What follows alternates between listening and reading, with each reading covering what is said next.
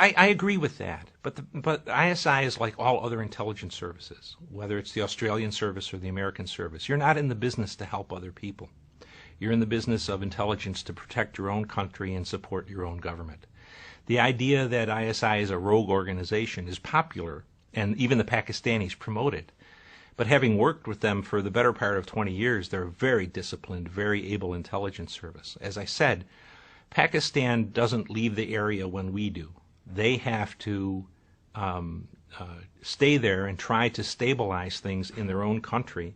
To do that, they believe at least, they have to help reestablish an Islamic country in Afghanistan, an Islamic government. So Afghanistan, if it looks to expand, will look north to Central Asia and not into Pakistan, which in turn allows the Pakistanis to move better than 100,000 troops off of the eastern border back to their western border off the western border rather, back to the eastern border against India, which, whether we like it or believe it or not, they think is their main enemy. So I really find the situation in Afghanistan largely of our own making. And the Pakistanis will support an Islamic government in Kabul because that's their best interest. We have created a mess. They have to sort it out now.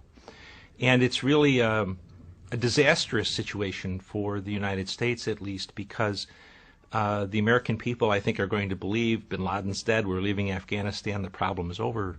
But if you look at it objectively, Al-Qaeda is now has 6 different operational platforms, where at 2001 it only had 1.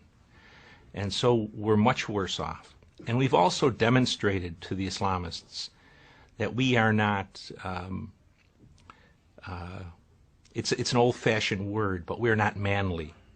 But the enemy loses hundreds a week, and we, a country, a superpower of 300 million people, cannot tolerate the loss of 160 people a year. It's a bad example to set for an enemy who is willing to expend enormous numbers of lives.